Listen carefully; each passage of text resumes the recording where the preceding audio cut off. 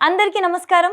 Welcome to it's you TV. ప్రస్తుతం మనతో పాటు ఉన్నారు ప్రముఖ తంత్ర జ్యోతిష్యులు, జ్యోతిష్య సామ్రాట్, జ్యోతిష్య రత్న డాక్టర్ చింతా రుక్మాంగదరావు గారు. గురువుగారితో మాట్లాడి మరిన్ని విషయాలు తెలుసుకునే ప్రయత్నం చేద్దాం. అంతకంటే ముందు ఇటువంటి ఆధ్యాత్మికపరమైన వీడియోస్ కోసం ఇప్పుడే మన ఛానల్‌ని సబ్స్క్రైబ్ చేసుకోండి. నమస్కారం గురువుగారు. మాతృదేవోభవ, పితృదేవోభవ, ఆచార్య దేవోభవ. ఓం నమో మాందేశ్వరాయ నమః. అందరూ బాగుండాలి, అందరికీ మంచి జరగాలి. గురుగారు, మనం బయట చూసుకుంటే రకరకాల దీపాలని చెప్పేసి ఉంటాయి కదా! ఒక్కొక్క ప్రత్యేక రోజు ఈ దీపాలు వెలిగించండి, ఈ నూనెతోని వెలిగించండి, ఈ వత్తులతో వెలిగించండి అని చెప్పేసి ఎన్నో దీపాల గురించి చెప్తా ఉంటారు. కానీ రాసుల పరంగా, నక్షత్రాల పరంగా చూసుకుంటే అసలు ద్వాదశ రాశుల పరంగా కూడా వివరంగా తెలుసుకునే ప్రయత్నం చేద్దామా గురుగారు? గురుగారు, ఇప్పుడు కన్యా రాశి వారు చక్కగా ఏ దీపాలు వెలిగించుకుంటే వాళ్ళకి బావుంటుంది? కన్యా రాశి వాళ్ళు రాశ్యాధిపతి బుధుడు హ్మ్. గ్రీన్ కలర్లో ఉన్నటువంటి హ్మ్. ఒత్తులతో పెట్టచ్చు. మహావిష్ణు ఆలయము, సరస్వతీదేవి, హ్మ్. మధుర మీనాక్షి అమ్మవారు, ఇటువంటి దేవతలతో గ్రీన్ కలర్లో ఉంటారు. హ్మ్. నీల సరస్వతి అని ఉంది. అదేవిధంగా సరస్వతీదేవి అంటే గ్రీన్ కలర్ అని స్కూల్స్లో ఎక్కువగా గ్రీన్ కలర్ యూస్ చేస్తుంటారు. హ్మ్. ఇటువంటి వాళ్ళంతా ఇట్లాంటి దీపాలు పెట్టుకోవచ్చు. అదేవిధంగా బుధవారం రోజు మహావిష్ణు ఆలయాన్ని పెట్టుకుంటే మంచిది. హ్మ్. లేదా అమ్మవారి దగ్గర పెట్టచ్చు, తప్పేం లేదు.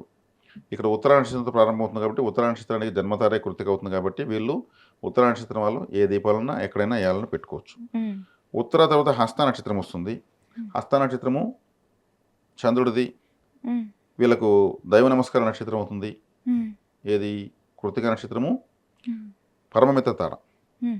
కాబట్టి వీళ్ళ హస్త నక్షత్రం, హస్త అంటేనే ఆరెంజ్ పండు, ఓకే. ఆ! ఆరెంజెస్. హ్మ్. అదేవిధంగా హస్త అంటే చంద్రుడు. చంద్రుడు అన్నప్పుడు ఏమవుతుంది, బియ్యంతో పిండితో చేసిన దీపాలు పెట్టుకోవచ్చు. హ్మ్. అదేవిధంగా బియ్యం పోసి, హ్మ్. బియ్యం పిండితో ముగ్గులు పోసి పెట్టచ్చు. హ్మ్. బియ్యం పోసి చదునుగా చేసి దానిపైన రకరకాల దీపాలు వెలిపెట్టి ప్రమిదలతో కానీ, నిమ్మకాయలతో కానీ, ఆరెంజ్ పండ్లతో కానీ, హ్మ్. ఇంకా ఏదైనా సరే వీళ్ళు పెట్టుకోవచ్చు. ఓకే. ఆ! తర్వాత వీళ్ళు సోమవారం రోజు శివాలయంలో కూడా పెట్టచ్చు. హస్త అంటే చంద్రుడు, చంద్రుడు అంటే శివుడికి సంబంధించిన వారం కాబట్టి. హ్మ్. తర్వాత హస్త నక్షత్రం తర్వాత వచ్చేది చిత్తా నక్షత్రం. చిత్ ఆ, చిత్తా నక్షత్రం వాళ్ళు మిత్రతార అవుతుంది. హుహు. ఇది కృతిక. కృత్తిక నక్షత్రం. ఆ! మిత్రతార ఉన్నప్పుడు వీళ్ళు చక్కగా వెలిగించుకోవచ్చు. హ్మ్. చక్కగా వెలిగించుకొని పెట్టుకోవచ్చు. కంచి కామాక్షి అమ్మవారు చిత్తా నక్షత్రం అంటే హుహు. చిత్రగుప్తుల వారు, విశ్వకర్మ. హుహు. కాబట్టి గాయత్రి దేవి దగ్గర వెలిగించవచ్చు. హ్మ్. అదేవిధంగా కంచి కామాక్షి అమ్మవారి దగ్గర వెలిగించవచ్చు. హ్మ్. కంచిలోకి వెళ్తే చిత్రగుప్తుల వారి ఆలయం ఉంది. హ్మ్. అక్కడ మనకు ఒక 8 నెయ్యి కప్పులు ఇస్తారు. హ్మ్. ఆ నెయ్యి కప్పుల్లో మనం ఒక రూ. 70, రూ. 80, రూ. 10 ఒకటి ఇస్తారు. ఓకే. అక్కడ చిత్రగుప్తాలను వెలిగించవచ్చు. చిత్రగుప్తుల ఆలయంలో వెలిగించడం చాలా మంచిది. హుహు. ఎందుకంటే ఆయన ఆడిటర్, హ్మ్. అందరు పాపపుణ్యాలు లెక్కేస్తాడు. ఆయన పెన్నే ఆయుధం ఆయనకి. హుహు. అదే బ్రహ్మదేవుడు తలరాతలు రాస్తాడు, ఆయన కూడా పెన్ ఆయుధం. హ్మ్. కలమ ఆయుధంగా కలిగిన దేవతలు వీళ్ళిద్దరు. హుహు. కాబట్టి అక్కడ మేము వెలిగించడం వల్ల మనకున్నటువంటి పాపపుణ్యాలు కొన్ని ఆయన తిరుగుతుని తగ్గించి తక్కువ లేసి చూపిస్తాడు లెక్క యమధర్మరాజుకని ఒక విశ్వాసం. ఓకే. ఓకే. ఆ! ఇలా చేసుకోవచ్చు. హుహు. కాబట్టి ఈ కన్యారాశి వాళ్ళు వాసవి కన్యకా పరమేశ్వర ఆలయంలో, బాలా త్రిపుర సుందరి దేవి ఆలయంలో, హ్మ్. తమిళనాడు కన్యాకుమారి అమ్మవారి ఆలయంలో హ్మ్. వెలిగించవచ్చు. ఓకే. ఓకే. ఇందులో ఇంకా వెలిగించని నక్షత్రం ఏమీ లేదు ఇంకా. వెలిగించకూడని నక్షత్రం అయితే ఏమీ లేదు. కన్యా రాశిలో. కన్యారాశిలో అందరూ వెలిగించుకోవచ్చు. హుహు. వీళ్ళు వెలిగించకూడని నూనె, వత్తులు ఇలా ఉన్నాయా గురుగారు? వెలిగించకూడని నూనె వీళ్ళు ఏం చెప్పొచ్చంటే, ఈ రాశి వాళ్ళకు బాధకాధిపతి గురువు. హ్మ్. కాబట్టి నెయ్యితో కన్నా వేరే ఇతర ఆయిల్ వాడుకోవడం బెటర్. కొబ్బరి నూనె, హ్మ్. తర్వాత నువ్వుల నూనె, హుహు. తర్వాత తీసుకుంటే ఇంకేదన్నా 2, 3 రకాల నూనెలు కలిపి. నెయ్యి వాడకూడదు గురు. ఎందుకంటే బాధకాధిపతి గురువు. ఆహా! గురువు అంటే నెయ్యి. అచ్చా! ఓకే. ఓకే. బాధకాధిపతి సంబంధించినటువంటి తైలం అది. ఓకే. అందువల్ల వేరే నెయ్యి కాకుండా వేరే వాడుకోవచ్చు. దీపం జ్యోతి పరబ్రహ్మం అన్నారు. అంటే పరబ్రహ్మము అంటే ఏమంటే ఈ సృష్టికి మూలము, ఈ సృష్టికి కారణము అనేటువంటి శక్తి అని అర్థం. దేవతలు జ్యోతి స్వరూపులు.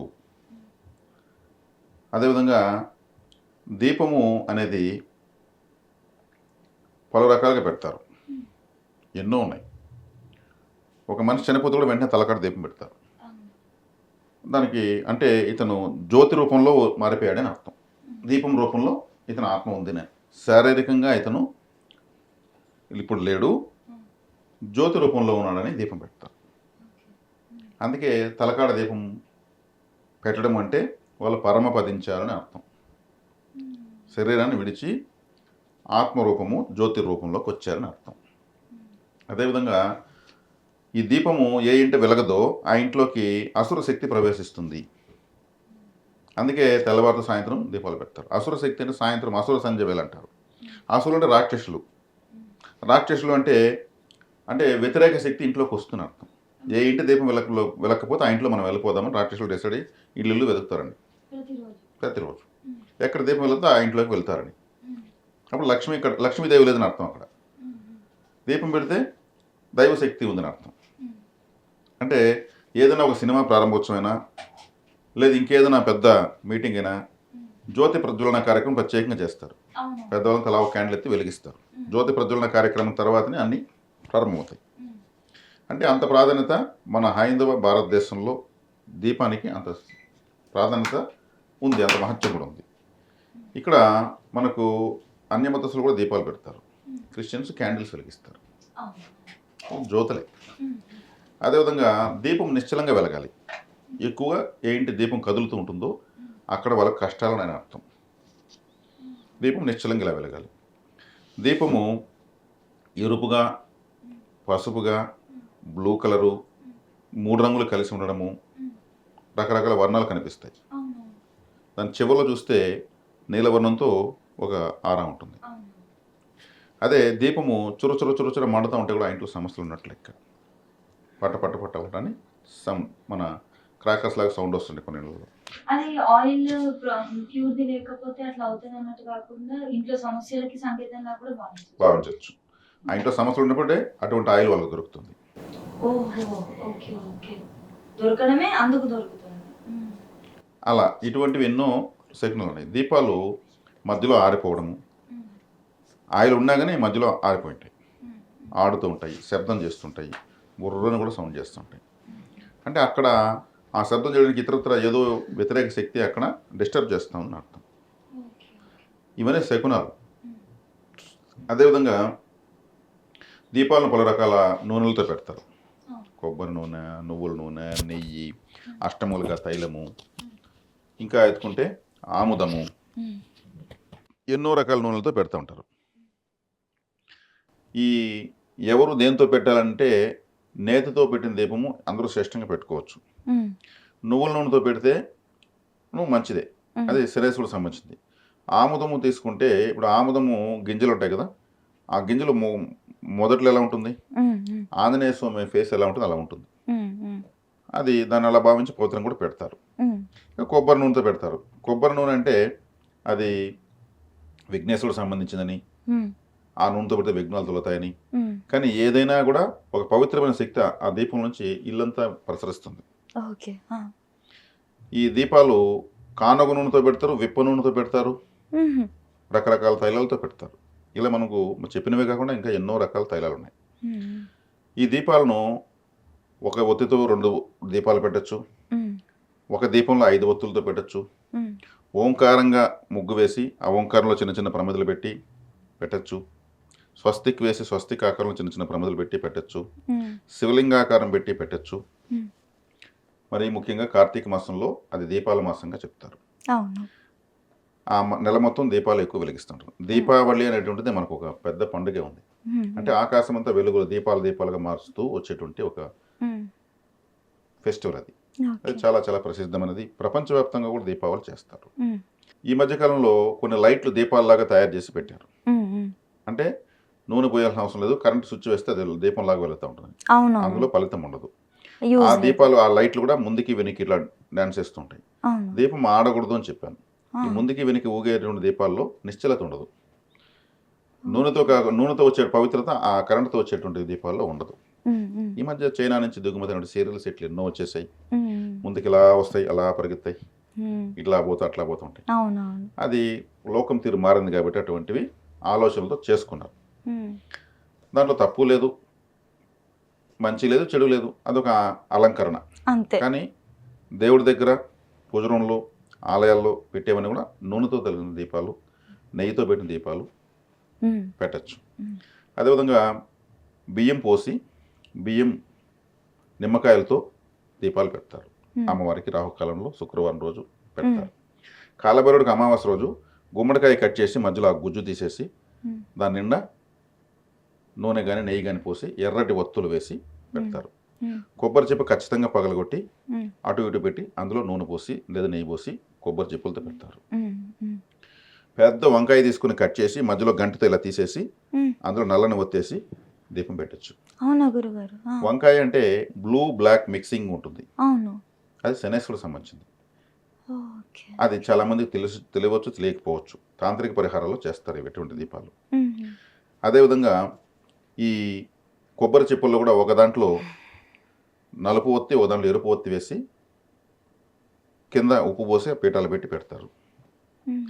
ఇదే విధంగా కూష్మాండ హారతి కూడా ఇస్తారు. గుమ్మడికాయను పగలగొట్టి లేదా కట్ చేసి దాని మీద కర్పూరం పెట్టి కూష్మాండ హారతి సమర్పయామి అంటే కూష్మాండం అంటే గుమ్మడికాయ. అటువంటి హారతి అంటే అమ్మవార్లకు చాలా ఇష్టము, కాలభైరవుడికి ఇష్టము. నిమ్మకాయ పైన కూడా ఒక కర్పూరం వెలిగించి హారతిస్తారు. కొబ్బరికాయ పైన పెట్టి హారతిస్తారు. ఇలా ఇంకా ఎన్నో రకాల విధమైనటువంటి హారతులు, దీపాలు మనకు అందుబాటులో ఉన్నాయి. ఈ దేశవ్యాప్తంగా ఎన్నో ప్రాంతాల్లో ఎన్నో రకాల విధాలైనటువంటి ఇటు తిరిగి దీపాలు అయితే పెడతారు. అక్కడ వారి వారి స్థితిగతులు తగినట్టు పెడతారు. అదేవిధంగా 3 రంగుల వత్తి వేసి కూడా పెడతారు. అది దిష్టి తీయడానికి తాంత్రిక విధానాలు చేస్తారు. 3 దారులు కలిసే చోటు ఒక వ్యక్తిని కూర్చోబెట్టి 3 రంగుల వత్తి వేసి 3 రకాల నూనె వేసి 3 రూపాయి బిళ్ళ ప్రమిదలు అన్ని నూనెలో వేసి అతనికి 3 రకాల వస్త్రాలు జాకెట్ బిట్లు తీసి దిష్టి తీసి 3 దారులు 3 వేసేసి కోడిగుడ్డుకు కాటుకు పెట్టి దాన్ని దిష్టి తీసి 3 కోడిగుడ్లు 3 దారులు పగలగొట్టి ఇది ఒక తాంత్రిక విధానం అన్నమాట. ఇది దిష్టి పోవడానికి అతనికి ఉన్నటువంటి కొన్ని రకాల బ్లాక్ మ్యాజిక్స్ పోవడానికి తీస్తారు. ఇదంతా గుమ్మడికాయని అట్లే దిష్టి తీస్తారు. అతను మళ్ళీ అన్ని దాటుకొని వచ్చేసి స్నానం చేసేది తిరిగి చూడకుండా. అంటే కొన్ని రకాల తాంత్రిక విధానాల్లో కూడా అవి బీతావాహంతో కూడుకున్నటువంటి దీపాలు ఇవన్నీ ఉంటాయి. మనం మామూలుగా కాటన్తో తెలుపు రంగు ఒత్తులు వేసుకుంటారు. అదేవిధంగా 365 రోజులకి 365 దీపాలు 365 ఒత్తులు లావుగా పేడేసి ఒకేసారి వెలిగించేస్తారు. కార్తీక మాసంలో అనుకుంటా కదా గురుగారు? అటువంటివన్నీ కూడా వెలిగిస్తూ ఉంటారు. ఇలా చెప్పుకుంటూ పోతే దీపాల యొక్క ప్రత్యేకత ఎన్నో రకాలుగా ఉంది. ఇంకొకటి గురుగారు, రంగువత్తులు అన్నారు కదా, రంగువత్తులు అంటే ఏంటి? కలర్ అంటే ఏ గ్రహం బాగాలేదో ఆ గ్రహానికి సంబంధించిన రంగు వస్త్రంతో ఆ గ్రహానికి సంబంధించిన ధాన్యం చిన్న మూట కట్టి దాన్ని కట్టేస్తుంటారు. అవి రెడీమేడ్గా తయారు చేస్తున్నారు ఇప్పుడు. అవునా? గ్రీన్ కలర్ చిన్న మూట ఉంటుంది క్లాత్లో, దాంట్లో దానికి సంబంధించినటువంటి పెసలు ఉంటాయి, ఇంకో దాంట్లో కందులు ఉంటాయి. అవన్నీ వెలిగించేసి చుట్టు పెట్టుంటారు, రెడీమేడ్గా దొరుకుతాయి. అవి వాళ్ళు కుజుడుకి సంబంధించి, శనికి సంబంధించి, శుక్రుడికి సంబంధించి అన్ని రెడీమేడ్గా అమ్ముతున్నారు. అట్లా రకరకాలుగా వచ్చిన కొత్త ఆలోచనతో ఎటు తిరిగి దీపాలు దేవతారాధన చేస్తున్నారు. దాన్ని సంతోషించవచ్చు. ఓకే, అంటే దీపాలు మనం దేవతారాధనకు వాడుతున్నాము, ఇంకా దిష్టి తీసుకోవడానికి పరిహారాలకు వాడుతున్నాము, ఎన్నో ప్రక్రియలకు వాడుతున్నాం. ఓకే ఓకే గురుగారు. కాబట్టి ఇక్కడ దీపము అనేది కృత్తికా నక్షత్రము. కృత్తిక అంటే దీపము అని అర్థం. అందుకే కార్తీక మాసం కృత్తికా నక్షత్రంతో ప్రారంభమవుతుంది. కాబట్టి కార్తీక మాసంలో దీపాలు పెడతారు. ఈ కృత్తికా నక్షత్రం ఎవరికి వ్యతిరేకంగా ఉంటుందో వాళ్ళు దీపాలు పెట్టకూడదు. వ్యతిరేకంగా ఉండడం అంటే నైదన తార, ప్రత్యక్ తార, విపత్ తార. అంటే నైదన తార అంటే వేదన కలిగిస్తుంది. ప్రత్యక్ తార అంటే ప్రతికూలత కలిగిస్తుంది. విపత్ తార అంటే విపత్తును కలిగిస్తుంది. ఈ కృత్తికా నక్షత్రం ఎవరికైతే నైదన తారగా, విపత్ తారగా, ప్రత్యక్ తారగా, వైనాశిక నక్షత్రంగా, నిర్జీవ నక్షత్రంగా వచ్చిందంటే వాళ్ళు ఇది ధన నష్టాన్ని కలిగించే నక్షత్రంగా, ఇంకా జాతకంలో ఉన్నాయి జ్యోతిష్యంలో ధన నష్టాన్ని కలిగించే నక్షత్రం కృత్తిక అయితే దీపాలు పెట్టకూడదు, ఇలా ధన నష్టమే కలుగుతుంది. నైదన తార అంటే నైదనం అంటే ఒక విధంగా వైదవ్యం అని అర్థం, లేదా వేదన అని అర్థం. వాళ్ళు దీపం పెట్టకూడదు. ప్రత్యక్ తార అంటే ప్రతికూల పరిస్థితులు వస్తాయి, దీపం పెడితే ఏదైనా పెట్టకూడదు. విపత్తు అంటే విపత్తులు, ఏదో ఒక విపత్తు అంటే ఏమి సడన్గా ఏదో నష్టం జరిగిపోవడం. మరి ఎట్లా తెలుస్తాయి గురుగారు మనకు? జ్యోతిష్ శాస్త్రంలో తెలుస్తాయి. రాశుల పరంగా చెప్పలేము, నక్షత్రాల పరంగానే తెలుస్తుంది. ఇప్పుడు అశ్విని నక్షత్రం అనుకోండి, అశ్విని, భరణి, కృత్తిక 3వ తార విపత్ తార అవుతుంది. ఇప్పుడు అశ్విని నక్షత్రంలో దీపం పెట్టకూడదు. జీవితంలో దేవుడి దగ్గర కూడా దీపం పెట్టకూడదు. అవునా? విపత్ తార ఇక్కడ నా సొంత మాట కాదు, ఇది విపత్ తార వచ్చింది. విపత్ తారని ఎట్లా వీళ్ళు యాక్టివేట్ చేస్తారు? అంటే విపత్తారకు వీళ్ళు యాక్టివేట్ చేస్తున్నారు, యాక్టివేట్ అవుతుంది. వీళ్ళు ఎప్పుడు జీవితంలో దీపారాధన లాంటివి చేయకూడదు. అదే కృత్తికా నక్షత్రం 18వ నక్షత్రంకి వచ్చిన వాళ్ళు పెట్టకూడదు. ఆహా. 18వ నక్షత్రం ధన నష్టాన్ని కలిగిస్తుంది. మ్మ్. అదే కృత్తిక నక్షత్రం 7వ నక్షత్రంకి వచ్చిన వాళ్ళు పెట్టకూడదు. 7వ నక్షత్రం వస్తే అసలు పెళ్ళే చేసుకోరు. అవునా? నైదనం, అదే వైదవ్యం అన్న కదా, నైదనం అంటే ఏమి, ఆహా. అప్పుడు పెళ్ళే చేసుకోరు, ఇబ్బంది అవుతుంది. నైదన తార అంటారు పురోహితులు పండితులంతా కూడా. అదే ప్రత్యేక తారకు వస్తే కూడా వద్దు, నాకు వ్యతిరేకంగా ఉంటుంది నా భార్య అనేసి లేదా భర్త అనేసి పెళ్లి చేసుకోరు. అలాంటప్పుడు అదే నక్షత్రం ఇలా వచ్చినప్పుడు దీపం ఎలా పెడతారు? పెట్టకూడదు. అట్లా ఎన్ని నక్షత్రాలు పెట్టకూడదు అని ఉంటుంది గురుగారు 27లో? అది మనం లెక్కేసుకోవాలి. 27 నక్షత్రాలుగా కృత్తికను క్యాల్కులేట్ చేసుకోవాలి. వైనాశకం అంటే 22వ నక్షత్రం, కృత్తిక 22గా వచ్చినప్పుడు దీపం పెట్టకూడదు. వైనాశకం అంటే వినాశం అని అర్థం. వైనాశకం అంటే 18వ నక్షత్రం వస్తే ధన నష్టం. అది పెడుతూ ఉండకపోతే ఏదో లాభాలు ఉంటే అది నష్టాలు వస్తూ ఉంటాయి. అంటే ఆల్మోస్ట్ సగం మంది దాకా పెట్టద్దు అన్నట్టు. సగం మందినేమో రాదు. ఇది ఇప్పుడు మనం చెప్పేసాం, 18వ నక్షత్రంగా వచ్చిన వాళ్ళు చేసుకోకూడదు, 22 వచ్చిన వాళ్ళు చేసుకోకూడదు, నిర్జీవ నక్షత్రంగా వచ్చిన వాళ్ళు చేసుకోకూడదు. అదేవిధంగా నైదన తార, విపత్తార, ప్రత్యేక తారగా వచ్చిన వాళ్ళు చేసుకోకూడదు. 6-7 దాకా ఉన్నట్టున్నాయి. అర్థమైందా? అదేవిధంగా తులా లగ్నంలో రాశిలో పుట్టిన వాళ్ళు కూడా చేసుకోకూడదు. ఎందుకంటే తులా రాశికి లగ్నానికి రవిగ్రహము బాధకాధిపతి. ఈ కృత్తికా నక్షత్రానికి అధిపతి రవిగ్రహము. బాధకాధిపతికి సంబంధించిన నక్షత్రాన్ని వీళ్ళు యాక్టివేట్ చేయకూడదు. బాధ పెట్టే గ్రహం కదా. ఇప్పుడు నా తులారాశి నాకు తెలియని రోజు నేను పెట్టిన రోజు నాకేం రిజల్ట్ కనిపించలేదు. తర్వాత నాకు ఇదంతా పరిశీలన రీసెర్చ్ చేసుకున్నాక ఆపేసాను. మరి ఏం చేయాలి? మరి వీళ్ళు దీపాలు పెట్టకూడదు. ఇది చాలా పెద్ద, వినడానికి ఇబ్బందికరంగా ఉంది. మరి ఏం చేయాలి? దీపం బదులు అగరవత్తులు వెలిగించవచ్చు, దీపాలు దానం చేయొచ్చు. కార్తీక మాసంలో ఆలయాల ముందు ప్రమిదలు, ఒత్తులు, చిన్న నూనె ప్యాకెట్ ఒక కిట్గా చేసి ఇస్తా ఉంటే తీసుకెళ్ళి వాళ్ళు వెలిగిస్తూ ఉంటారు, హ్యాపీగా వెలిగిస్తూ ఉంటారు. ఏదైతే కలిసి రాదో దాన్ని దానం చేయాలి, కలిసి వచ్చేది స్వీకరించాలి. వీళ్ళు ఆలయం చుట్టూ అగరవత్తులు వెలిగించవచ్చు. అదే వీళ్ళు ఒక వాటిని నేను నూనె తీసుకెళ్ళి ఆలయం చుట్టూ అఖండలాలు వెలుగుతుంటాయి, దేవుడు ఆలయంలో వాళ్ళు వెలిగించుంటారు, వాటిలో నూనె తగ్గుతూ ఉంటుంది, దాంట్లో వీళ్ళు నూనె పోయొచ్చు. వీళ్ళు వెలిగించకూడదు, వెలుగుతున్న దీపంలో నూనె పోయొచ్చు. అట్లనే వేరే వాళ్ళు పరిహారం కోసం దీపాల్లో పోయకూడదు. వాళ్ళ నెగిటివిటీ పోవడానికి వాళ్ళు వెలిగించారు, ఆ నెగిటివిటీ పోయే దీపంలో మనం పోయకూడదు. మనం ఆలయానికి సంబంధించినటువంటి అఖండ దీపాల్లో పోయొచ్చు, ప్రమిదలు పెద్ద పెద్ద వాటిలో పోయొచ్చు. గర్భగుడిలో ఒక బాటల నూనె కానీ నెయ్యి కానీ ఏదైనా ఇవ్వచ్చు. గర్భగుడిలో సోమవారం ముందు అటు ఇటు 2 వెలుగుతుంటాయి, అక్కడ తగ్గే కొద్ది మా నూనె పోయండి. అయ్యవారు ఖచ్చితంగా ఆ పని చేస్తే ఆయన ఇంటికి ఎత్తుకెళ్ళడు, పరిహారంగా వచ్చిందని వాళ్ళకి తెలుసు. ఏది వాళ్ళు అటు తీసుకెళ్ళరు, చక్కగా పోస్తారు, సరేనని చెప్తారు. ఇప్పుడు ఏమైంది? ఇప్పుడు దీపాలు వెలిగించిన అవకాశం వల్ల ఈ పని చేయొచ్చు, వత్తులు దానం చేయొచ్చు. ఇవి వెలుగుతాయి కదా, వీళ్ళు వెలిగించకపోయినా వెలిగేదని కారణమైనారు కదా. అదే పరిహారం క్రింద వాళ్ళు వెలిగించే వాళ్ళు ఇంకొకరు వెలిగించిన ప్రమిదలో వీళ్ళ దీపాన్ని వెలిగించి ఆడ పెట్టకూడదు. వాళ్ళది మనకు అప్పుడు అదవుతుంది, అది కనెక్ట్ అవుతుంది, ఆ ఎనర్జీని కనెక్ట్ చేసుకున్నాక. దీపంతోనే దిష్టి తీస్తారు, స్వామివారి హారతి ఇస్తారు. ఇప్పుడు అవునవును, అంటే ఈ జ్యోతి అనేది దైవ శక్తిని రిసీవ్ చేసుకుంటుంది, దాన్ని మనం ఇలా అద్దుకోవడం వల్ల మనకు దైవ శక్తి మనకు వస్తుంది. అది అందులో ఉన్నటువంటి అంతరార్థం. కాబట్టి కృత్తికా నక్షత్రం అనుకూలత ప్రతికూలత బట్టి ఎవరికి ప్రతికూలంగా ఉంటుందో వాళ్ళు ఈ విధమైనటువంటి విషయాలు చేయొచ్చు, ఎవరికి అనుకూలంగా ఉంటుందో వాళ్ళు వెలిగించుకోవచ్చు.